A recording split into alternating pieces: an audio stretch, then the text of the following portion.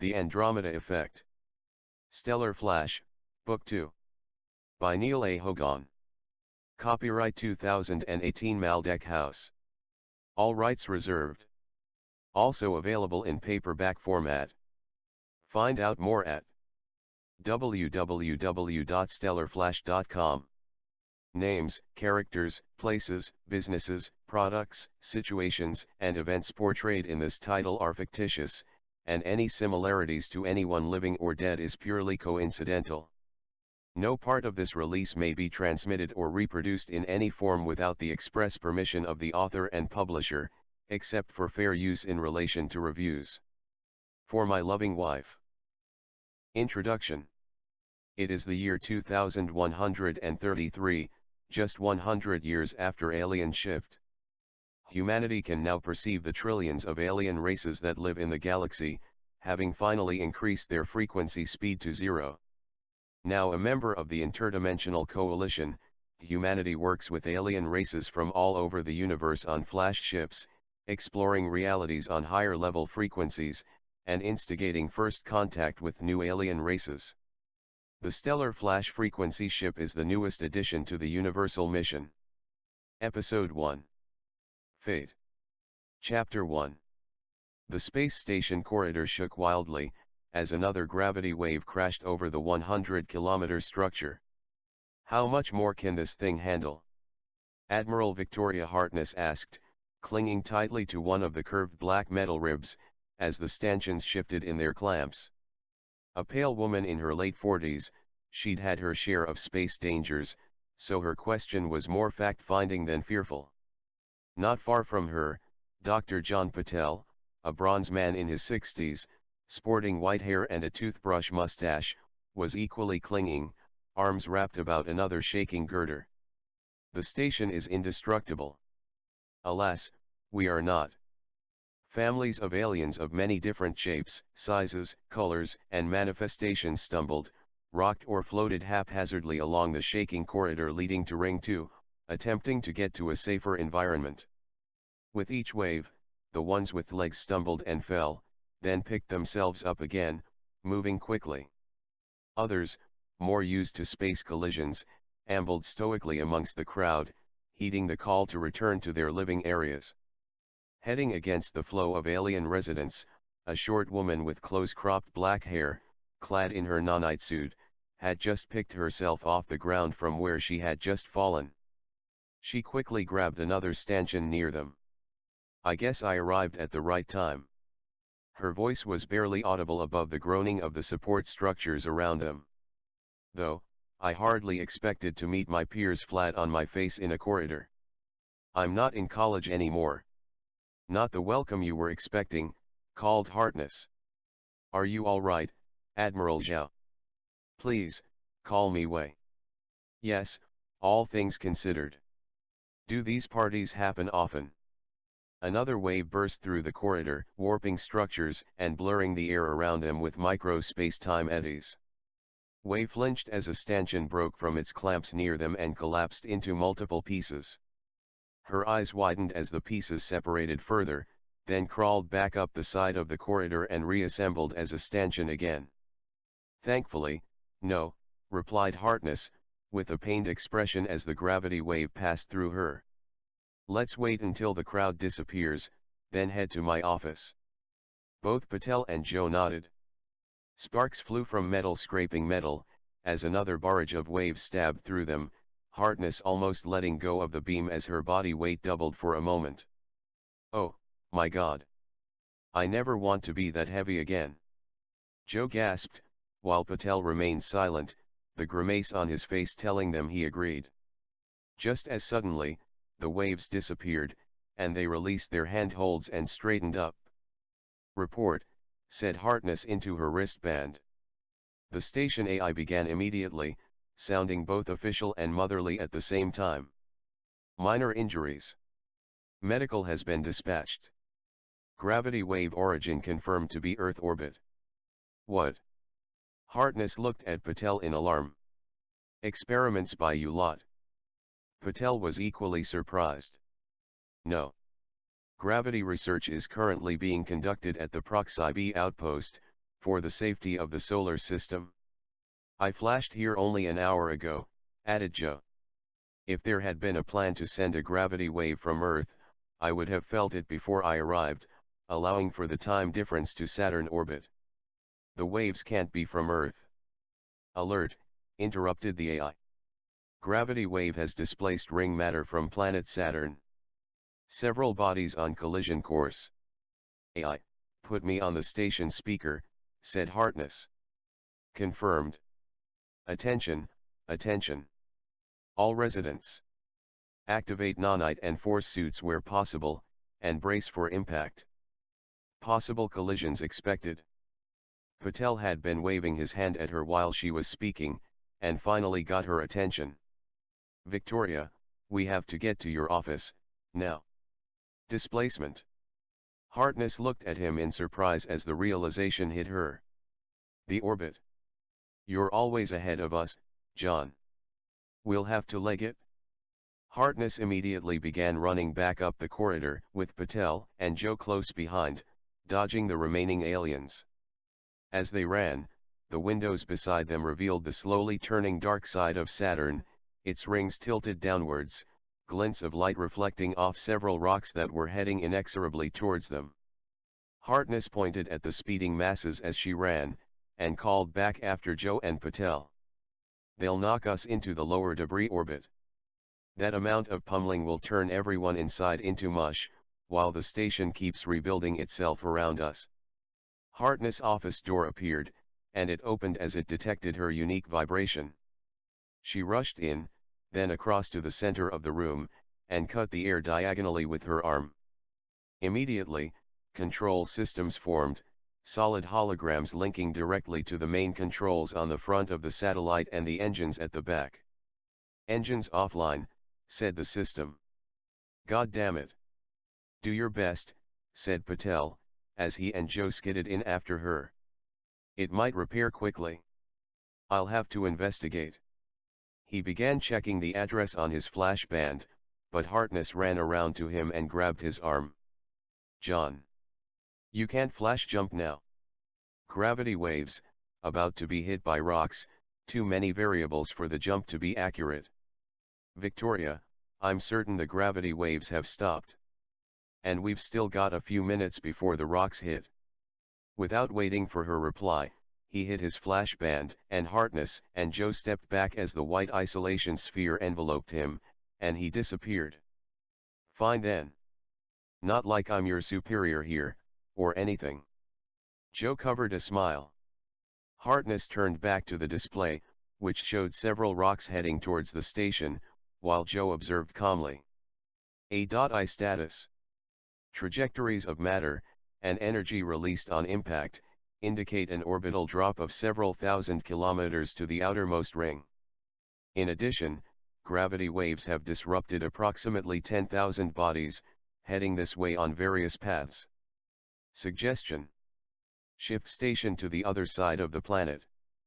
Follow the orbit, or just relocate Space Station X-10 within 5 minutes and 47 seconds. Hartness looked at her screens incredulously. How? Asked Joe, surprised. This station doesn't have enough fuel for a pole burn. Unless. Hartness rolled her eyes. Another thing I haven't been told about yet. AI. Is this station fitted with a flash drive? Confirmed. Flash drive system is located at the central pylon between Ring 2 and Ring 3. Operational. Patel's voice came through her flash band. Arrived safely. Engines should be working, but gravity waves have warped some of the circuits. We need to wait until the nanites finish repairing them before we can fire them. Forget that, said Hartness. Get the flash system up and running, and shift this baby to the other side of Saturn. What? Right. Meet you at the central pylon. Hartness shook her head. Of course, he knew about it. He knows everything about everything. Way. Please take care of the station from here. Field any emergency situations that you can. I'll sort this out with John. You're going to flash there. Well, if he can do it? Joe nodded, then Harkness sent a thought to her flash band, confirmed the right address showed on the panel, and disappeared. Harkness materialized in the main market area of Space Station X-1A, and approached the central pylon. It was currently disguised in the shape of a silky oak tree from Australia, a tourist attraction for many. She looked about, relieved to see that the gravity waves and the impending collisions of rocks had cleared the area. It was best the general residents didn't know this technology was here. Moments later, Patel joined her. Deactivate the pylon display, she said. The tree immediately disappeared to reveal a large column with a break in the center, and a crystalline floor and ceiling that spread away from it. I had no idea this was here. Harkness looked at it in wonder. Earth Council Security Protocol. Visitors should remain unaware that flash technology is easily accessible. Especially the Florans. They'd activate it and take the whole station, just for their amusement. But, most aliens have flash technology, already. The rules are over from the old days, Patel sighed. We humans still have our suspicions. And we're always worried the Florans might try something else to get this sector of space. There was a beep, and a countdown commenced. Impact in 2 minutes and 33 seconds, said the AI. Right, well, let's get it done. Harkness went over to the panel and swiped her hand. Nothing happened. She looked pointedly at Patel. You've only been here a couple of weeks. I haven't had a chance to give you the authorization for this yet. Patel swiped his hand across the white screen, and the drive began humming. Now any admiral can command it? Thank you. AI, please enact your suggestion. Choose the best location for the other side of Saturn. Confirmed. The flash drive hummed, the light flickered, and a ball of liquid light materialized within the columns. In moments, the sphere of energy expanded and enveloped them. Outside, the sphere grew, surrounding the 100-kilometer space station in an isolation field. Then, the entire structure disappeared, multiple asteroids flying through the space where the sphere had been moments ago. Moments later, on the lit side of Saturn, the station rematerialized. Harkness walked over to a window to look at the damaged rings. Streaks of rocks had cut through like spokes, and small explosions were appearing on the surface of the planet as more of the matter of its rings collided with the atmosphere. Well, said Harkness. It looks like Saturn is going to get the worst of it. At least we're out of danger now. Just then, alarms began blaring again. Now what? Asked Patel. Attention, said the AI. Flash mass difference detected. Analyzing. Harkness looked at him with a troubled expression on her face. Flash mass difference. That's all we need. Chapter 2. A black triangular shape, a kilometer long on each edge, turned slowly above Saturn's north pole, its white dome center making it look more like a giant chocolate than a state-of-the-art interfrequency flash ship. Inside, a whitish-green caterpillar-like alien with a metallic band wrapped around it between four of its upper prolegs, inched its way quickly along one of the outer corridors of the stellar flash, looking for someone. Multiple windows on his left displayed the eclectic collection of personal escape ships in various hangar sections, and multiple door shapes with the occasional decoration passed quickly on his right. As he passed a corner airlock, and turned to one of the central corridors in the triangular ship, his prolegs waved in recognition. Several meters ahead, a large, round, spiked, purple alien was moving away from him, heading for the center of the ship almost half a kilometer away. He called out. Several wet glottal sounds quickly translated as First Officer Spinney. You're in charge. Spinney had already stopped moving, sensing the communications officer coming up behind him. Officer Cudley. Are communications still down? Yes, sir. But we're not detecting further gravity waves, so they should be back online soon.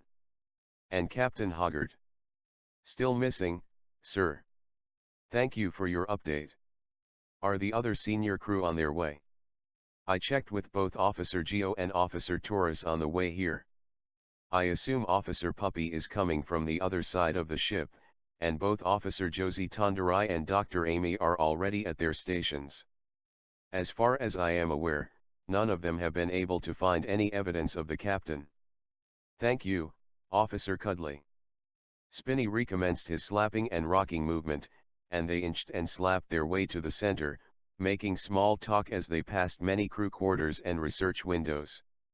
About 15 minutes later, the privacy door to the center dissolved in front of them, just as Puppy, a giant, green, hairy, 12-legged alien, made his way through from one of the other entrances. Geo, a purple sphere with drop shapes on its surface rolled in, and Taurus, an electrical entity in a toroidal shape, came together near their stations. Both Amy, a greenish liquid in a humanoid female form, and Josie, a greenish-brown half-human half-plant alien waved at both Spinney and Cudley as they entered. Cudley quickly swiped a pro leg across the panel on his white stand. Communications are back online. No further gravity waves expected. Station X1 has flashed safely to another point in its orbit. No messages from the captain. Officers, began Spinney, taking his position towards the entrance they'd come through. Finding what has happened to Captain Hoggart is our top priority. Do what you can to track him. Check frequencies, last known position, previous communications, and anything else you can think of. We cannot go to the Andromeda Galaxy without him. An official-looking Japanese woman in a traditional yukata, the avatar of the ship's AI system, formed near the center of the center. Near her were the standard ceiling and floor columns of the flash drive, like oversized stalagmites and stalactites, awaiting their command to activate. Welcome back, everyone. Her voice echoed slightly. First Officer Spinney. If the captain is not found within the hour, you must action Operation EX. Understood, replied Spinney, and the AI disappeared. X, whispered Josie to Amy. Amy moved her green goo shoulders up and down. No idea. For several minutes the alien crew explored every avenue, while serenely and surreally, the hexagonal tattooed north of planet Saturn filled most of the surround screen, watching the hive of activity closely like an ancient god. All I can determine is that Captain Hoggart left the station at the correct time. Geo closed one of his many flipped open droplets, indicating there was nothing further he could do. The flash jump location had been activated, but the captain did not materialize in Corridor 3 as allocated, said Taurus. I can't sense him on any nearby frequencies, said Puppy, towering above all of them. He has not shifted out of this reality as far as I am aware. I, began Spinney. Transition status of Captain Jonathan Hoggart. The Japanese avatar appeared again. Not transitioned. No further information available. That's it then, said Tonderai, her bark-flecked arms flung wide. He's still alive somewhere. Officer Spinney. Now that X1A's emergency is over, can we contact them about this? Permission to call the Admiral. Proceed. Spinney continued to focus intently on his screen, purple spines flicking back and forth across it. Tonderai connected with the space station's communications system. Admiral Harkness connection opened moments later. Sorry to disturb you, Admiral, but there's still no sign of Captain Hoggart. We can confirm he's still alive somewhere, but everything points to him not being in this sector of space. Seconds later, one of the surround screen areas lit up with Admiral Victoria Harkness' worried visage, her hands moving fast in front of her. Thank you, Josie. We've been investigating a flash mass difference and have just confirmed it was Captain Hoggart. Linking stellar flash systems to my outlet. Accessing station security cameras. She briefly looked at something behind the camera and nodded, then turned back to them. Captain Hoggart activated his flash band to materialize on the stellar flash, just before the first gravity wave hit, but the readings say he never arrived. Flash band fault, asked Amy, slumping back from a humanoid shape into a dark green blob after speaking. Harkness' image frowned as she flicked her fingers at the screen, sending a file. On the surround screen above the aliens, a section lit up to show a ribbed corridor inside the space station. The security camera record zoomed in on a tall, muscular man in the standard skin-fitting dark blue material of his rank. Long, brown hair and brown eyes, a face slightly lined, but with a smile that suggested life was one big adventure. Captain Jonathan Hoggart checked the address on his flash band, then pressed it.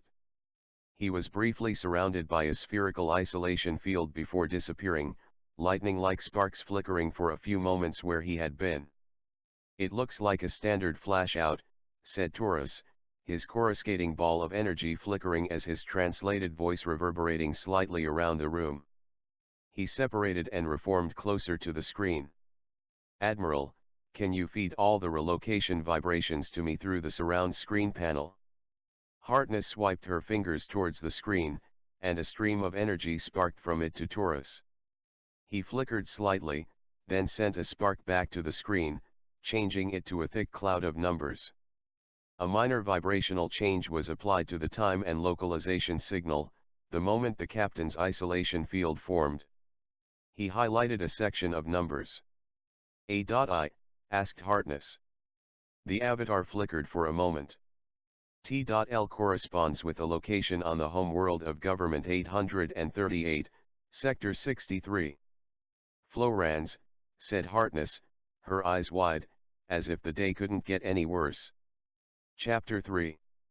Hoggart felt the rough vines whip away from his arms as the tree-like Floran released him, then his legs gave way and he fell forward, knees dropping into the soft mulch of the forest-like ground.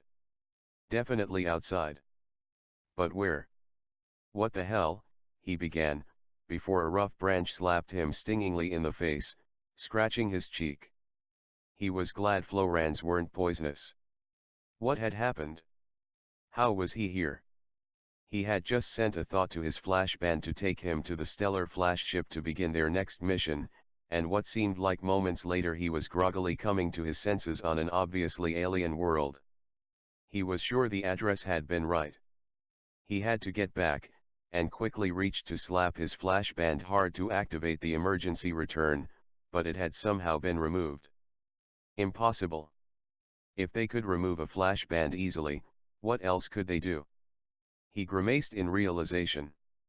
Now he had to escape the hard way. But he had to work out where he was first. A quick glance at the stars above suggested somewhere far away from the solar system, and Saturn's space station X-1A.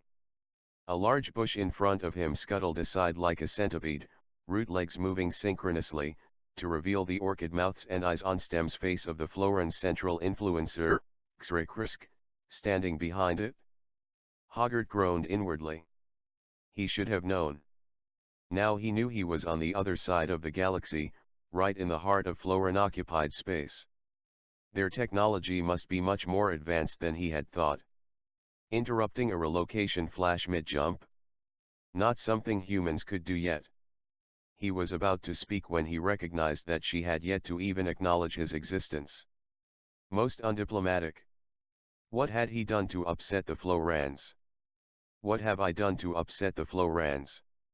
The influencer unfurled a frond, swiping it across a plant beside her that seemed to have metallic attachments.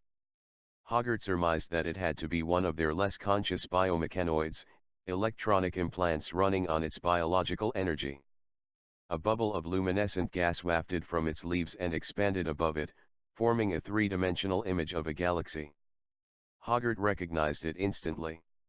Messier 31, also known as the Andromeda Galaxy. Hoggart raised his eyebrows. It can't be a coincidence. He hadn't been debriefed about his mission yet, but one thing he knew was the location. Though, just to make it harder, it had been listed for journalists as Mission NGC 224. Obviously, it had still been too obvious. Influencer Xrekrisk looked at him and pointed up at the galaxy with a frond. One of Terra's recent records. No pleasantries, then. Hoggart carefully struggled to his feet to get a closer look, then jerked back as the image expanded, zooming fast into a blue star. He grimaced as the fiery image spread outward, his face becoming almost enveloped by the bright light.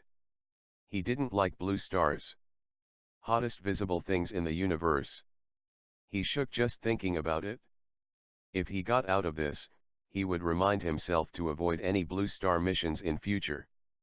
He ran a shaking hand through his dark brown hair and looked at the Floran, trying to work out her motive for grabbing him.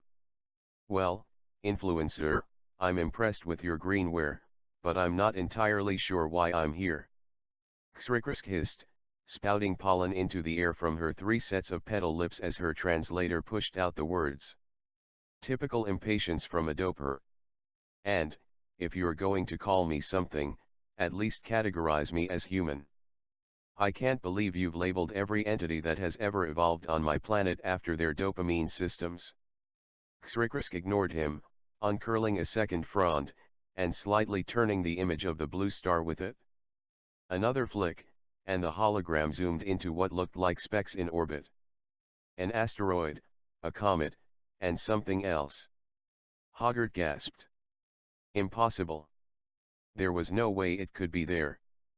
But, the light from NGC 224 is over 2 million years old. And yet, the evidence is there, for all to see. It was too incredible for him to take in. No humans had ever gone that far back into deep time.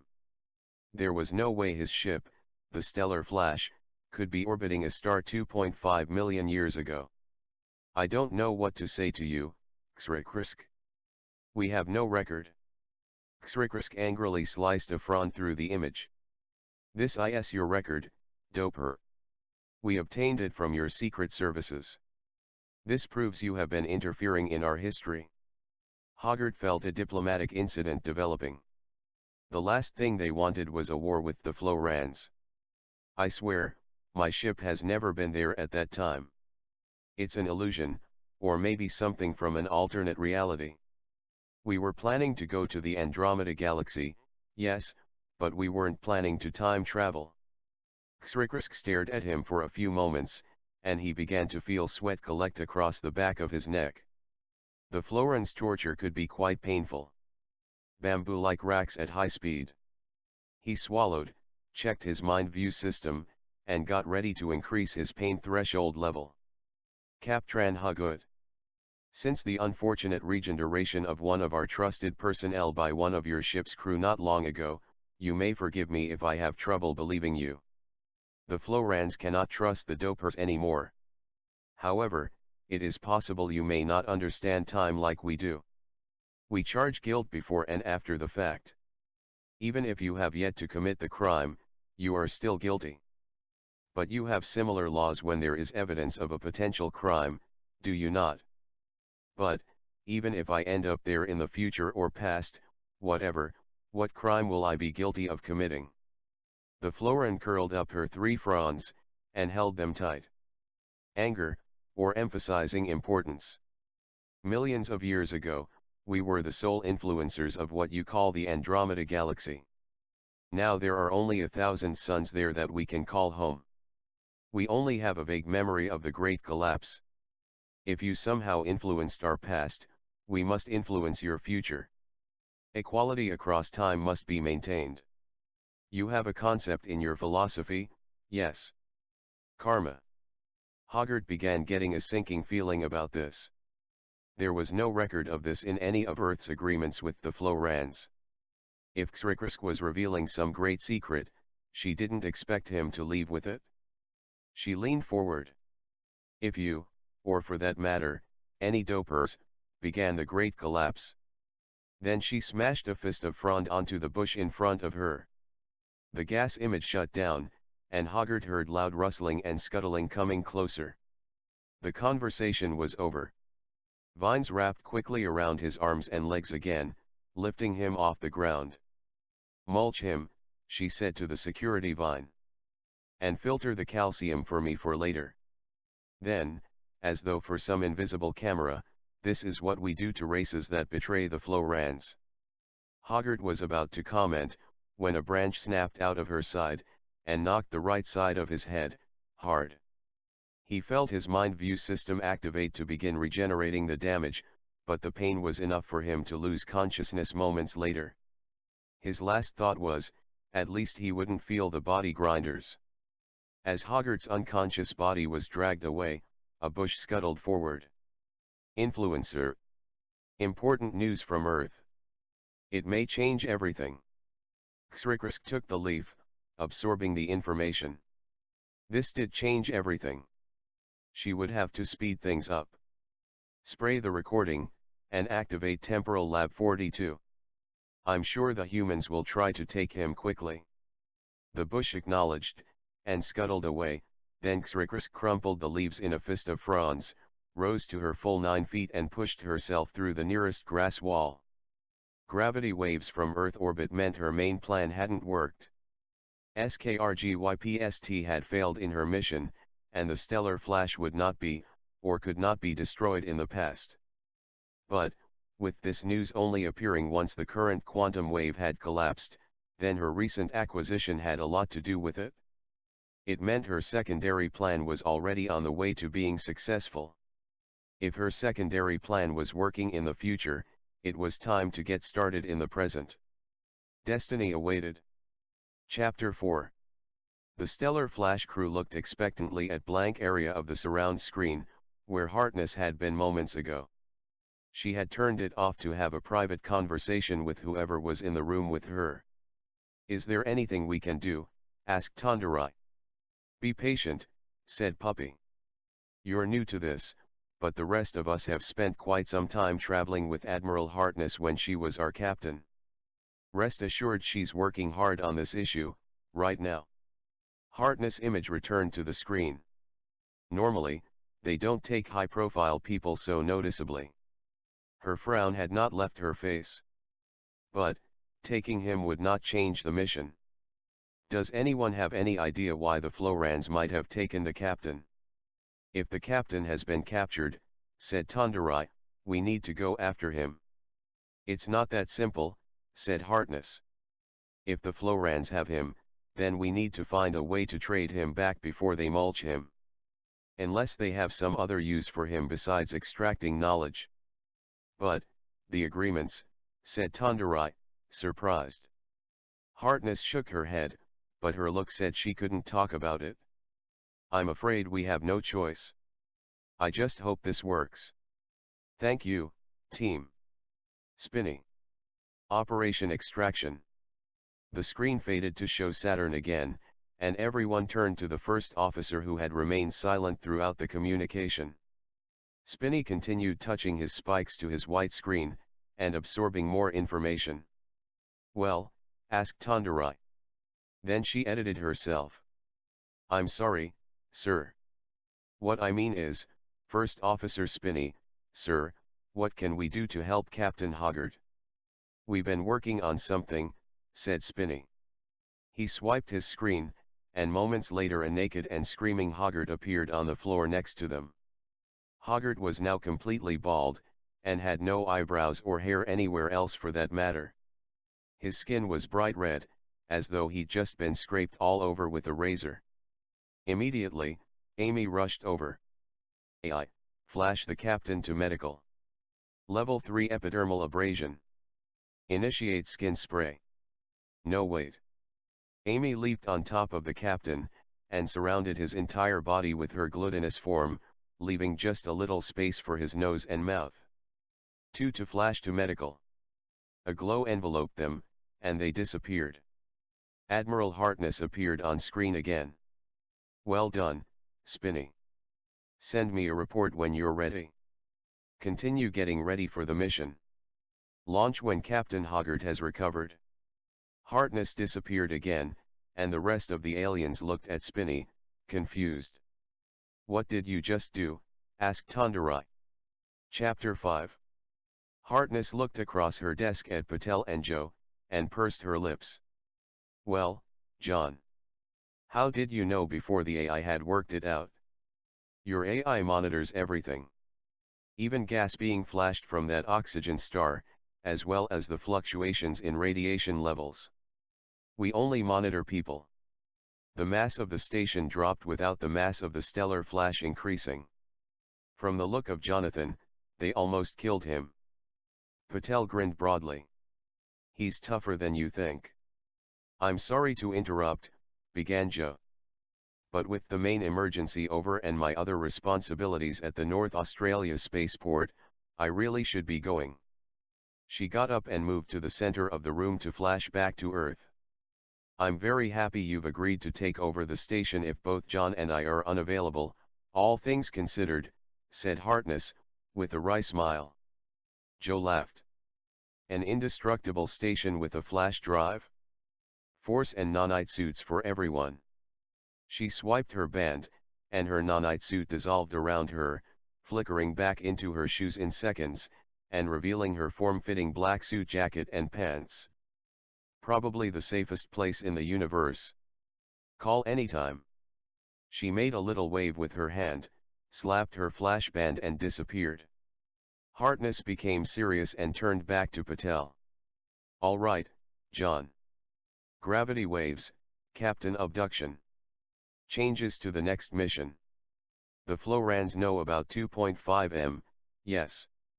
I would say that they would want to use the opportunity to create a new timeline. Patel leaned back in the chair and steepled his fingers. It is quite interesting, actually.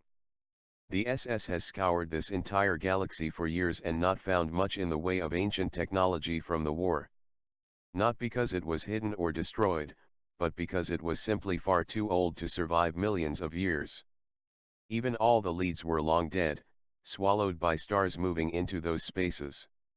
We now have a chance. Perhaps we could bring back an original Burragine, rather than make do with a copy. Maybe acquire some ancient spacefold technology. Or even one of the Dinosauroid's rock ships. It's all very exciting. Harkness looked concerned. You're acting like an ancient aliens technology geek. This is serious. It was an intergalactic war.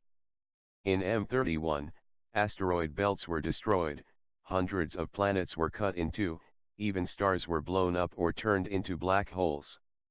She had to make him see. This section of the Laniakea local group hasn't had a war for millions of years. We don't need to get involved in something so ancient. What do we need all that technology for, anyway?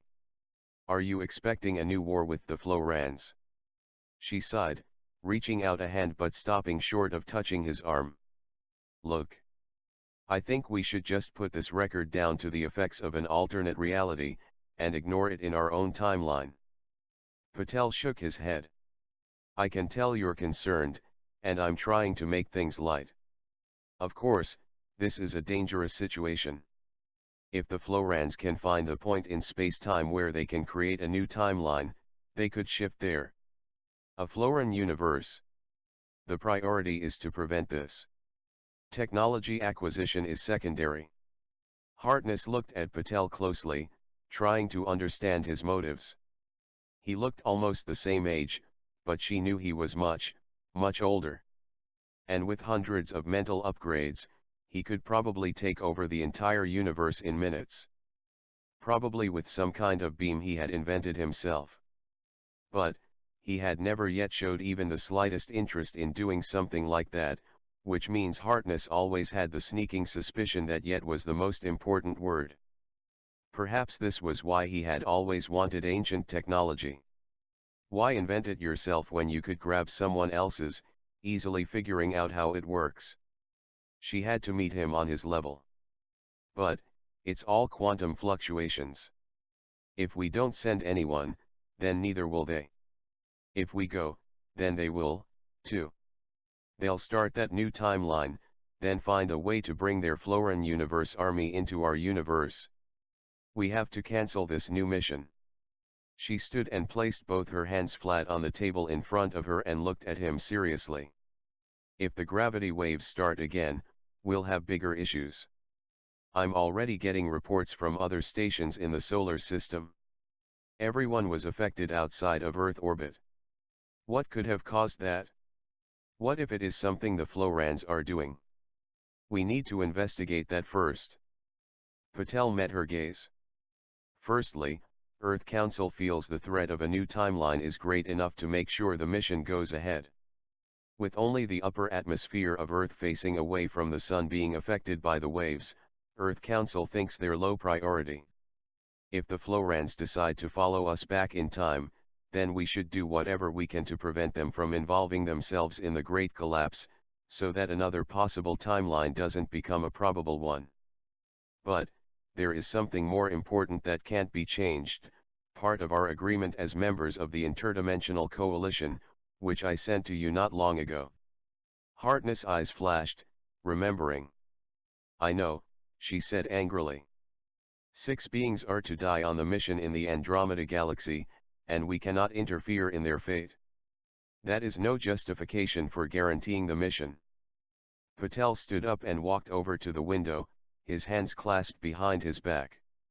He stared out at Saturn, as further asteroids hit its atmosphere, little red sparks in the gas bands. It took me a while to get used to. We're the only alien race in this sector that doesn't know when we're going to die. It's what pushes us so far forward, makes us struggle, makes us work harder for something that may or may not be obtainable. But most of the aliens assigned to the Stellar Flash know exactly when they're going to die. They live for the moment. They let reality take them along, enjoying the ride, no matter what happens. But they also know why and how it will end. Imagine if humanity knew that. I personally am happier not knowing. Harkness looked at her nails, then the computer screen. This conversation was getting uncomfortable. She didn't want to be reminded about aging, now that she was approaching 50. The extra weight appearing around her hips and stomach had begun to remind her, in no uncertain terms, that her physiognomy was already slowing down. The idea that others had easily accepted their aging and fate was difficult to take. The last thing she wanted was to know, no matter what she did, it could be all over sooner than expected. Read the wise, said Patel, pointing at her screen. Harkness called up the crew manifest, and clicked on the category that asked, will you die on this mission? Yes/no, if yes, and you can reveal details, please describe how you believe you will die. The crew manifest listed the crew deaths during the next mission. Harkness shook her head, but the names had already been burned into her memory. Searer, Greg, Bublo, Chirpy, Clicky, and one listed as anonymous. I don't want to know. Read them, Patel ordered. Harkness instantly felt annoyed. On this station, she was his superior. On Earth, he was hers. He was overstepping the mark here. Perhaps she should just throw something at him. Patel read her look. Sorry, Victoria. It's just that I really need you on side with this one, as my department doesn't have much time. Please read them. Harkness raised herself to her full 1.65 m, took a deep breath, then swiped a hand across the panel, scanning them quickly. Then she gasped. My God. What the hashtag $% does Hoggart think he's playing at? How can they all die like that? This is how it will play out, quantum fluctuations notwithstanding. We should let the situation take its course, and see what we can get out of it. Harkness shook her head. I can't condone the deaths of 6 aliens for this. You don't have to. The universe has. It's their path. If you take away their right to their deaths, you take away their free will. And don't forget quantum fluctuations. It might not be our universe they die in. Harkness swiped the page closed, upset. Fine. I heard all that at school. How long before he'll be ready to manage the new mission? Patel had already turned and put his hand on the door release button. He wasn't one to hang around once the answers were given. Harkness sighed. Perhaps an hour. One more thing. I checked your sleep cycle reports. Please take some refresher pills to make up for the lost regeneration time. Harkness' eyes flashed.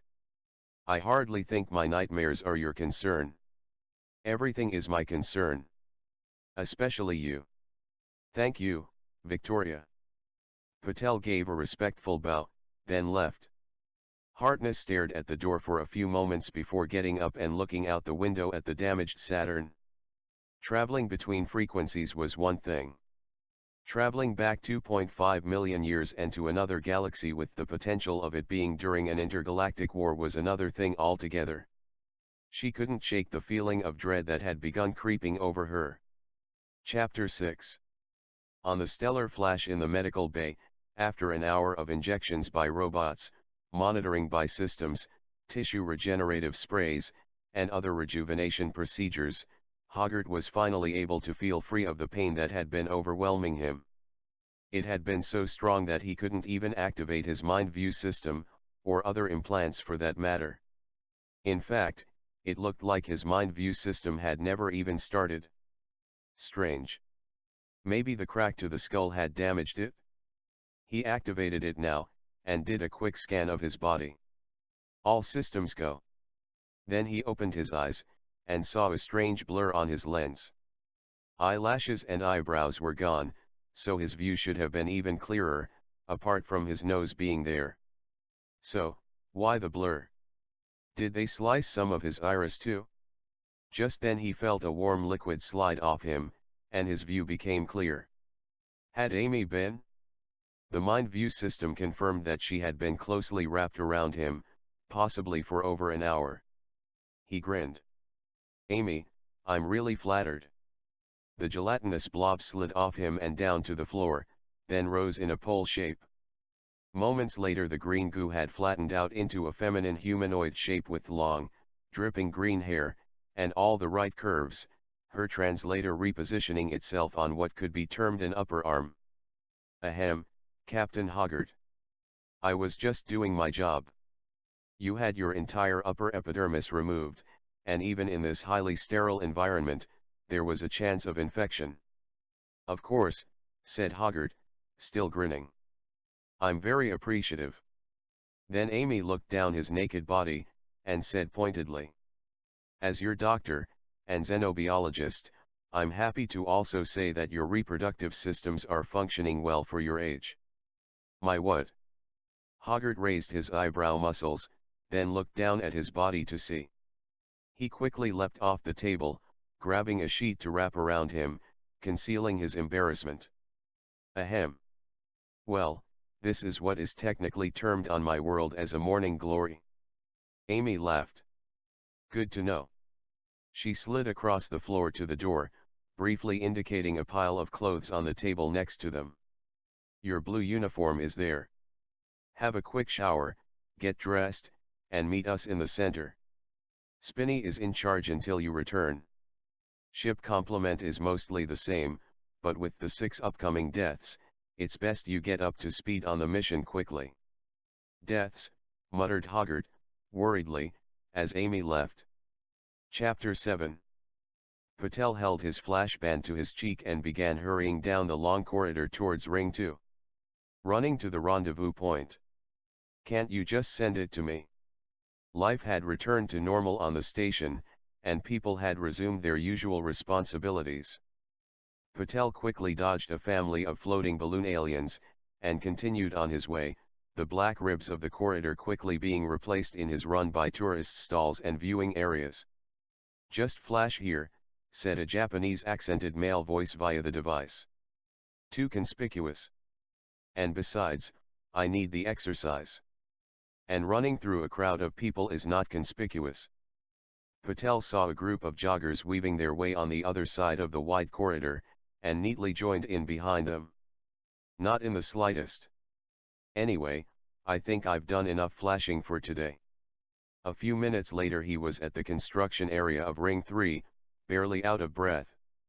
The curves of the rings were in shadow against the brightness of Saturn, lit only by the occasional flickering of light from the builder bots attaching new sections. Well? What's the situation? He slowed his pace as he approached the tall man with tanned, leathery skin and white hair. Professor Hiro Watanabe pointed at the flickering holographic image which displayed a black triangular ship, floating near a large blue star. 3 lights under each corner, with one large light in the middle, they both knew it was the stellar flash. It's a composite video from various satellites around the solar system, and the Astronomical Society's higher intelligence has taken into account time dilation effects of the light getting to us, but I think the scene has been slowed anyway, from the gravity curve of the blue star. So, they might have only been there for a day, but the star's gravity might mean we'll be watching this image for weeks. Maybe centuries. We've only just discovered it. This area of the sky hasn't been monitored for decades. Patel looked annoyed at the image. They had to send the crew now, but they still had no further information. He had hoped to have given them some idea as to what to expect. Any cameras focused on that area from one of the dwarf galaxies beyond Andromeda? I'd like to know what's on the other side of that star. Not yet. All our cameras are focused either inwardly from outside or outwardly from inside the Milky Way. We haven't started that field of historical exploration. And with all the records from the Interdimensional Coalition, we thought we wouldn't need to. But, I have found something you might be interested in. Watanabe reached into the image, added a filter, and expanded a section. It's just an asteroid, said Patel, brow furrowing. Not exactly. Watanabe zoomed further, then pointed at what looked to be a metal funnel of some kind sitting on the top of the asteroid. It has buildings, asked Patel. Look closer. Patel peered at the screen, then stepped back in shock. My God. Watanabe nodded, then indicated another celestial object not far away. There's another one over there. I don't know how this is going to help Jonathan, but send that image to him anyway. He's not going to believe it. Chapter 8. 2.5 million years ago, a conical, seed-like ship skirted the gravity curve of a blue star, flickers of green pulsing along its hull.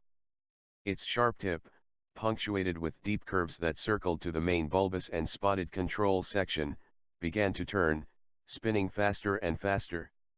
It had one target, a lone asteroid in orbit.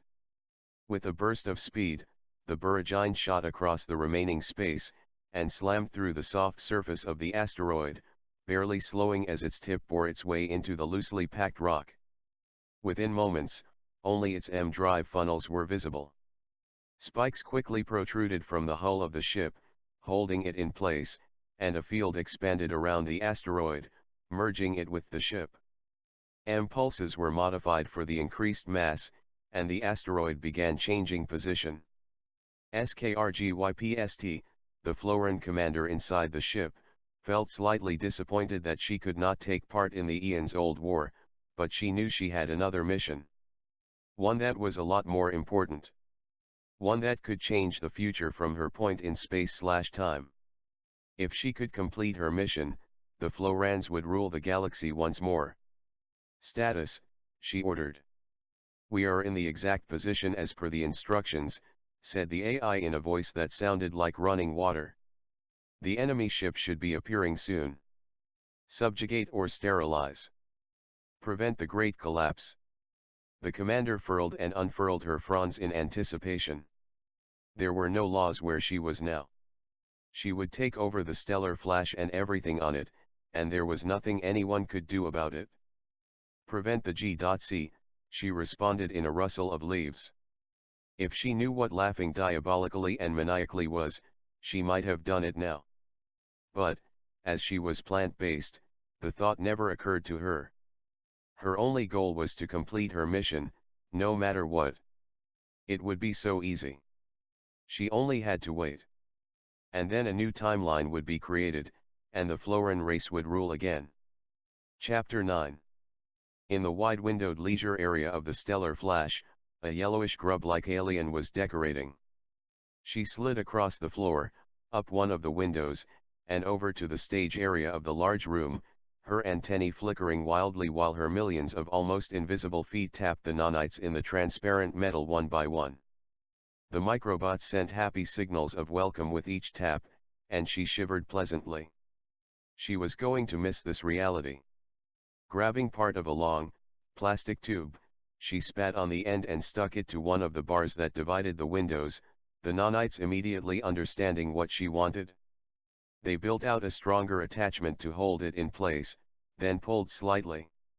The tube unfurled further, and straightened across the intervening space. Shearer then slid down, went over to the far side and attached it to an adjoining wall. As the tube lifted higher, it inflated, words flickering across it as balloon-like decorations, well, ballooned from it. Her translator replaced the words in her mind view system. Happy Death Day. She checked her timing. It was only about an hour away. She was going to be the first on this mission, and she was already prepared. Her bequeathments had been inscribed, her friends and family had been informed, and she had deleted all her digital accounts, sold off all her possessions, forgiven those who had slighted her and asked for forgiveness from anyone she had hurt in her life. She was ready. She wondered what it would be like. She knew it would be some kind of explosion, but she had no idea what would cause it, or where. Just then, the front entrance opened and a hairless Captain Hoggart strode purposefully over, sadness on his human face.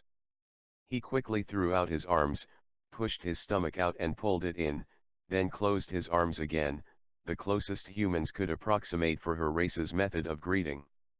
She spread her front and undulated it slightly, then pulled it back in. It was really nice of you to visit, sir. Of course, Shearer, said Hoggart. When I heard, I wanted to say goodbye before the party started. He looked about admiringly. I love how you've decorated the place. You know, you could have just let the robots do it. I know, burbled Shearer. It helped me to focus on something else, to keep my mind off things. So, what do Slimanoids drink, anyway? Shearer split into three, and 1/3 of her went over to one side of the room, while another third went to the other side. Those pieces reached long tendrils up to various shelves to indicate some containers, while the first piece spoke. This is a bacteriological soup that gives us enormous energy, stimulating our electrolytic functions. And this drink here enables detoxification of the cells. We drink both of these every day. Her pieces came together again and Hoggart felt a little embarrassed. Thank you, Shearer. Sorry, my translator mustn't be working properly. I meant a drink as in something that may intoxicate or change your perception of the world. Shearer made a sound that was almost like a burp, which Hoggart knew to be her way of laughing. Captain, we're always intoxicated. It's these sobering drinks that help us to focus in your reality. A bit like some of you having what you call L-tyrosine to increase your dopamine levels. So, if you don't drink anything tonight, you'll be too drunk to work. Yes, sir. Amazing. They laughed together for a moment, then Hoggart grew serious again. I'm really sorry that it's going to happen on my ship. All part of the great plan. Hoggart bowed in respect. Shearer bent her head a little in return. Well, off you go. You have a ship to run. Yes. Thank you for your work. Hope to see you again before you go. Then Hoggart turned sadly, and left. Shearer watched him go. As he left, some of her guests began arriving. She threw a tendril out and grabbed a drink. She would need to be at her most alert for what was to come. Chapter 10. Hoggart headed for the center bridge, worried about their impending situation. As a technologically augmented human, he was quite happy to rely on his software implants, external AI inputs, and information from his crew to help him predict future events, as he always knew that, no matter how accurate they may sound, nothing was set in stone. But, he had a hard time dealing with the idea that deaths for many aliens were predetermined before birth. Of course, if he really wanted to know when his would be, he could simply request access to the universal mind on frequency 7, hear from versions of his future self, then choose which life path to take that would lead to that destiny. But Hoggart liked his restrictive existence. There was a vaguely pleasantly relaxing feeling about believing that everything in the future could change, and that he could somehow live forever. Knowing Shearer and 5 others were going to die on this mission was quite disturbing. He didn't want to lose any of the crew, ever. But, occasionally, it happened. His mind took him back to a time when his close friend and co-guard, while escorting one of the galaxy's many empresses, was struck down by a neurotoxic bullet when he was the first to exit the passenger drone. Even though the memory had faded in the past 20 years, Hoggart still clenched his fist in anger from the loss. Since then, many had died as he had risen up the ranks, but it was usually the front-line soldiers, or people several positions removed. The further up he went, the further away he was from death. He hadn't been in the firing line for a long time. But this new job, as captain of the Stellar Flash, meant there were only vague levels between everyone. More scientific than military, the first contact mission also meant that chains of command were there purely to enable easier organization. All the crew were important people from their own races, and in that sense, everyone was his equal. It also meant that he would get to know all of them by the end of their 7-year mission, and any deaths would be felt quite keenly. He only had himself to blame, of course. One of the things that got him this position was his interest in experimenting with new policies and procedures. He'd agreed to the recall chip implant. He'd agreed to be the first ship to test receiving death memos. He'd agreed to so many other things. Introducing the update that there would be deaths, meant that Hoggart now had an opportunity to avoid the situation, and not meet those crew members who were due to die, or actively seek them out and be a counselor to them. But, would he really be counseling them, or merely relieving himself of guilt? And then, of course, it was unknown what time they would die. His natural human instinct made him uncomfortable attempting to meet them anytime soon. He didn't want to be there at that moment, though as captain, perhaps he should be. But Seerer was special. He'd met her after their previous mission, and they'd had quite a chat in the station bar. The news had been saddening. Hoggart decided, then and there, that knowing that there were going to be deaths should never be told to someone running a mission. He would submit a report as soon as he got back with that recommendation advising of the distraction, and how it would impair his ability to command. Not to mention worrying about the impending video messages he would need to create for their families.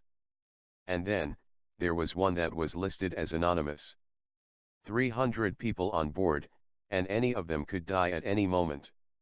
He looked down the corridor towards the center entrance. It was a bit of a walk for most humans. He could have just flashed there, but the idea of long corridors for able-bodied humans was to keep everyone fit. And, that was so important when many spent years in space in different gravity environments. The International Coalition also encouraged wide spaces. They advised the humans should always be given plenty of opportunity for thinking time.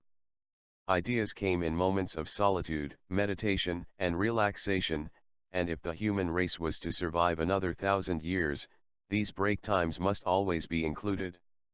With humans reducing recreation, eating, and bathroom times, sometimes the only time they could think clearly was on a long and boring walk. He looked down the corridor again. Almost there. What else did he have to think about? That picture John had sent him. The image he had seen of the stellar flash, and that asteroid not far away, was concerning. The evidence was there that they would arrive. He couldn't change any of it. But would they return? He shook his head. He had to concentrate on the mission ahead. His main crew looked at him as he entered the center, and he knew, even with their alien body language, that there was some semblance of concern. They'd worked with humans long enough to pick up on a few things. In just a few hours he had been captured, tortured, escaped, regenerated, updated on a mission, told 6 crew members were going to die, and now he was about to time travel back 2.5 million years to another galaxy, probably in the middle of an ancient interstellar war. A normal day at the office. Getting up to speed is a lot harder than I thought it would be, he said aloud, rubbing his eyes. He turned to Spinny. So, your rescue with the new system was what stripped my skin, not anything the Florans did. I'm sorry, sir, said Spinny.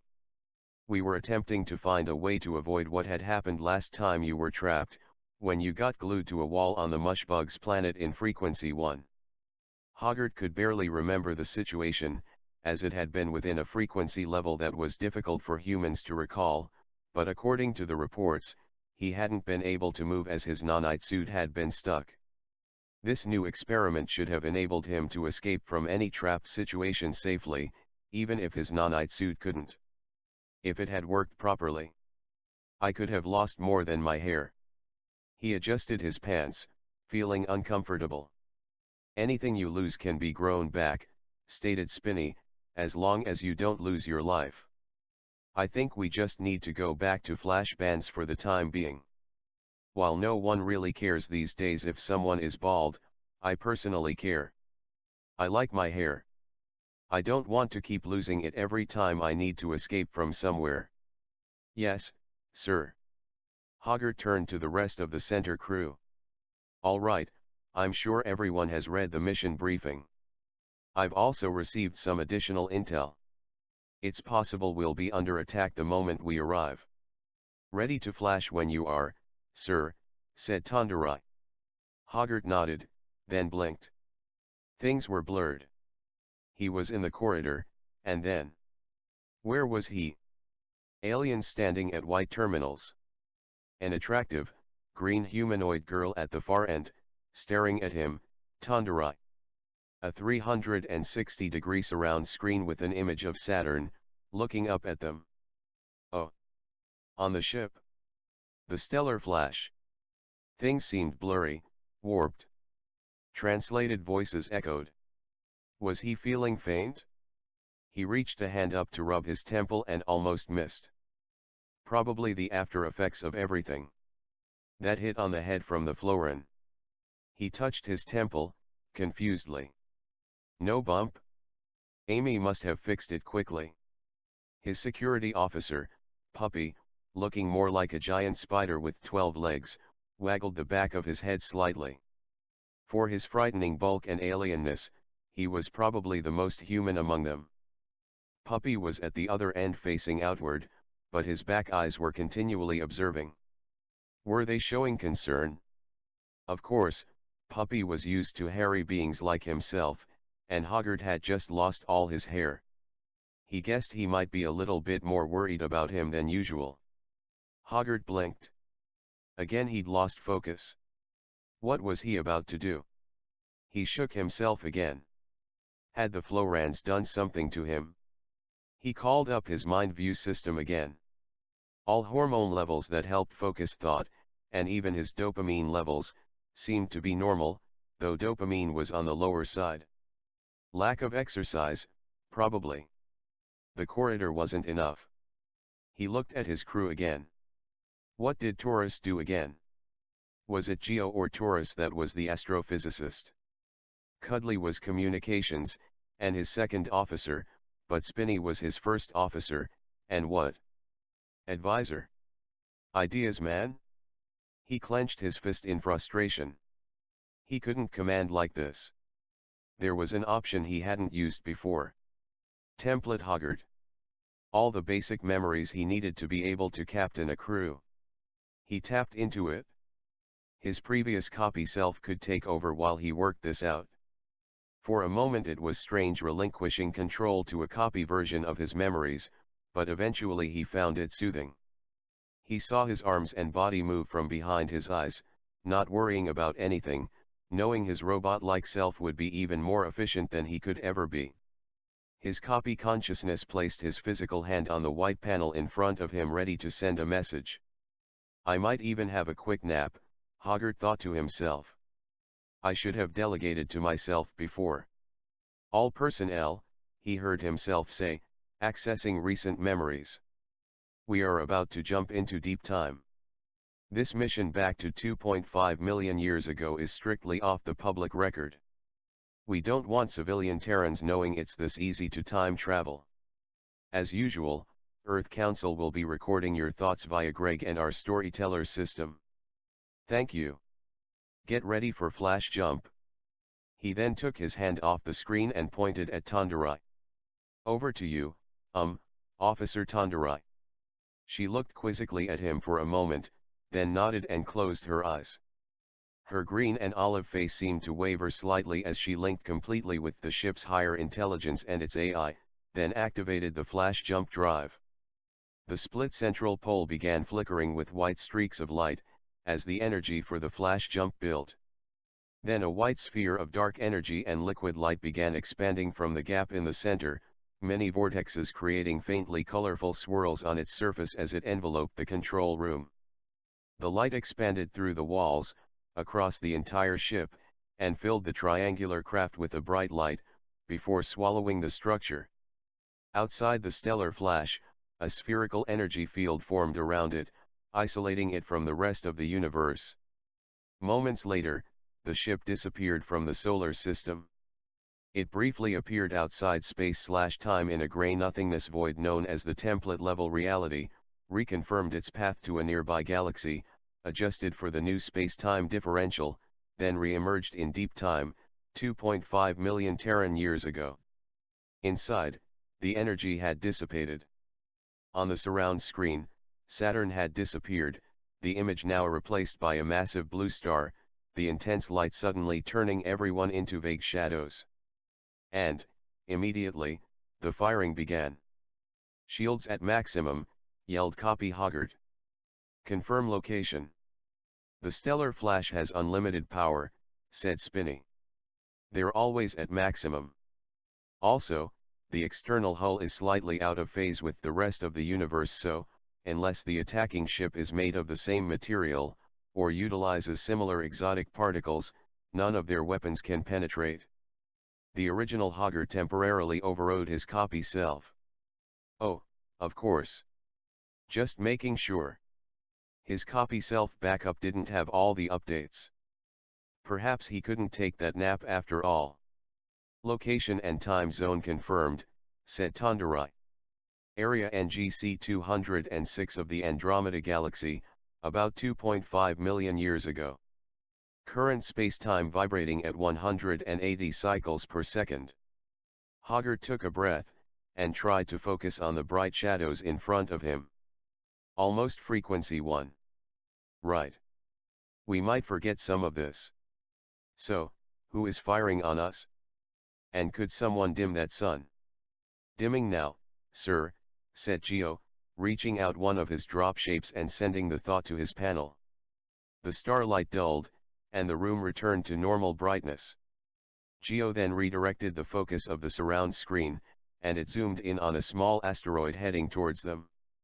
Fiery green bolts were shooting out of the front of it, and the stellar flash was pulsing with each impact, re-establishing its path again and again as the collisions tried to knock it into a trajectory towards the star. Was it a mobile military base? Then Hoggart noticed the funnels sticking out from behind it. "You've got to be kidding me. Who would stick an engine on an asteroid?